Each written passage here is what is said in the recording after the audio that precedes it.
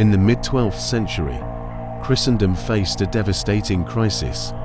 The once triumphant Crusader states in the Holy Land were crumbling, threatened by Muslim forces led by fierce and cunning leaders.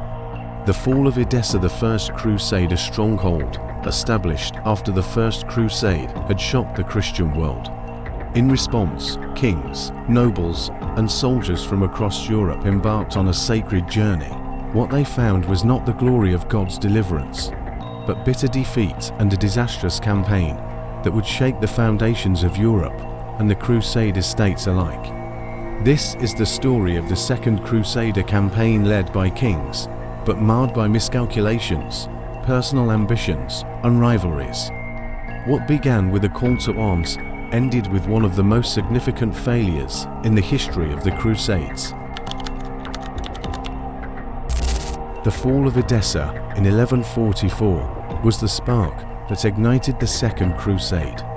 Edessa was the northernmost and the earliest established Crusader state, strategically positioned along the Euphrates River.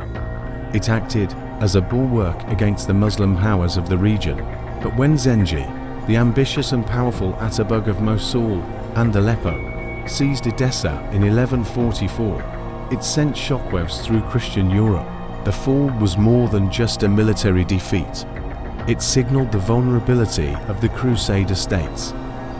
Pope Eugenius III, inspired by the success of the First Crusade and urged by the famous preacher Bernard of Clairvaux, issued a call to arms in 1145 through the papal bull Quantum Predecessors. The Pope emphasized that the Holy Land was in peril, and the Christian states needed urgent help. This time, however, the crusade would not be driven by the fervor of the common people, as the First Crusade had been. This was a crusade of monarchs, led by the greatest kings of Europe. But the motivations of the rulers were not solely religious. The Kingdom of France and the Holy Roman Empire had their own internal political issues. Crusading offered an opportunity for Louis VII of France and Conrad III of Germany to demonstrate their piety and to strengthen their positions at home. For many knights, the crusade was a chance for wealth, land, and prestige in the exotic and legendary lands of the East.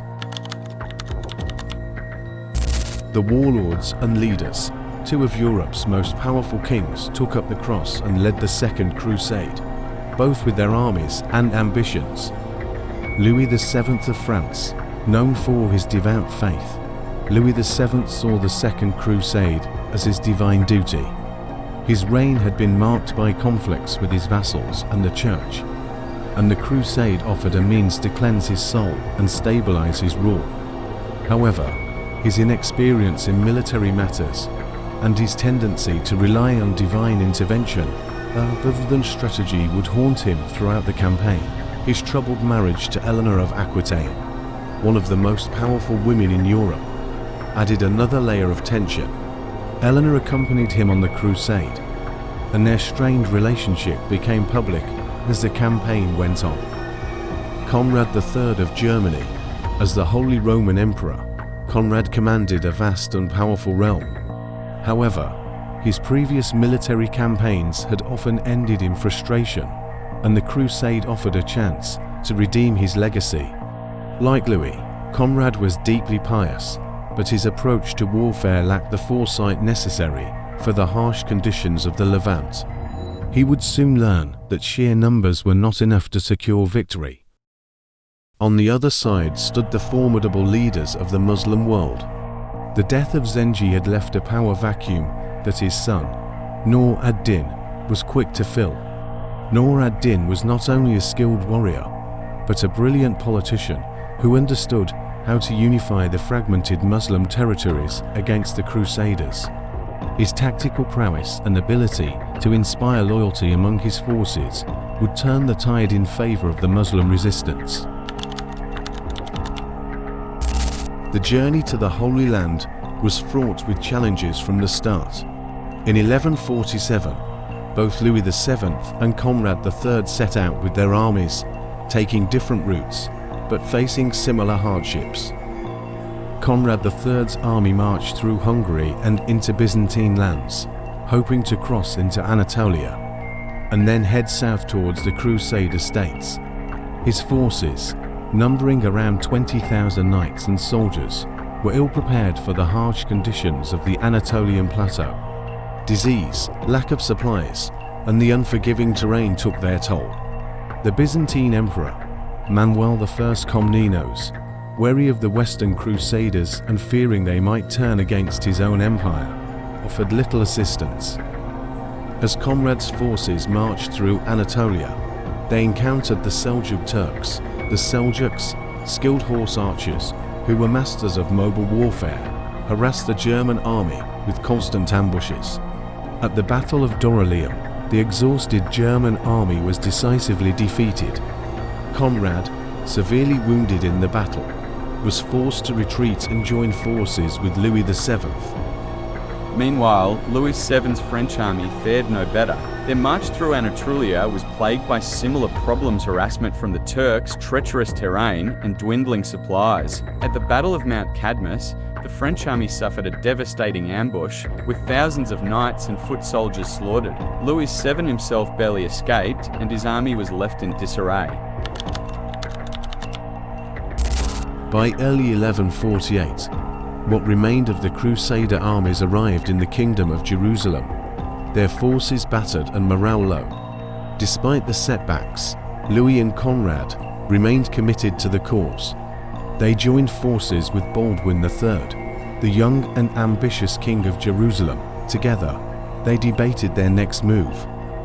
Initially, the Crusaders considered an assault on Aleppo or Edessa, but political rivalries and poor leadership led them to set their sights on Damascus instead. The choice to attack Damascus, a former ally of the Crusaders, was a controversial one. Damascus was a well-fortified city with strong defensive capabilities, and its ruler had previously been friendly to the Christian states. In July 1148, the combined Crusader armies marched toward Damascus. Upon reaching the city, they set up camp in the lush orchard of Damascus, a fertile area that offered ample supplies and cover. However, the decision to attack from this side of the city would prove to be a critical error. The Crusaders' tactical mistakes were numerous. The decision to attack Damascus from the orchard, though initially advantageous, allowed the Muslim defenders to regroup and prepare a counterattack. The orchards, with their dense foliage and narrow paths, restricted the movement of the Crusader knights and made it difficult to launch an effective siege. The Muslim defenders, led by Nur ad-Din's forces, used hit-and-run tactics, launching arrows from hidden positions and attacking the Crusaders' supply lines. Despite their numerical advantage, the Crusaders were unable to breach the city's defenses. As days passed, the Crusader army grew increasingly desperate. Internal disputes between the French, German, and Jerusalem leaders further undermined their efforts. The Crusader siege engines were inadequate, and they failed to coordinate their assaults. On the fourth day of the siege, with their supplies running low and morale shattered, the Crusaders withdrew in disgrace. The failure of the siege of Damascus marked the end of the Second Crusade. The defeat not only shattered the Crusaders' hopes of reclaiming Edessa, but also led to a profound sense of disillusionment in Europe.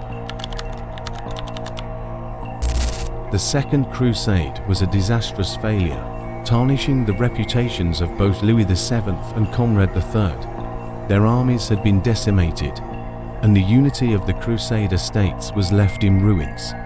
The Muslim world, under the leadership of Nur ad-Din, grew stronger, setting the stage for the rise of Saladin and the eventual fall of Jerusalem in 1187. For Christendom, the Second Crusade was a sobering reminder of the limits of military might and the dangers of underestimating the complexities of the East. The Crusaders returned to Europe in defeat, their dreams of glory shattered. Thank you for watching this deep dive into the Second Crusade. This campaign serves as a powerful reminder that even the mightiest of kings can fall short when ambition overshadows strategy. If you enjoyed this video, Please like and subscribe to our channel for more epic historical stories. Your support helps keep these narratives alive.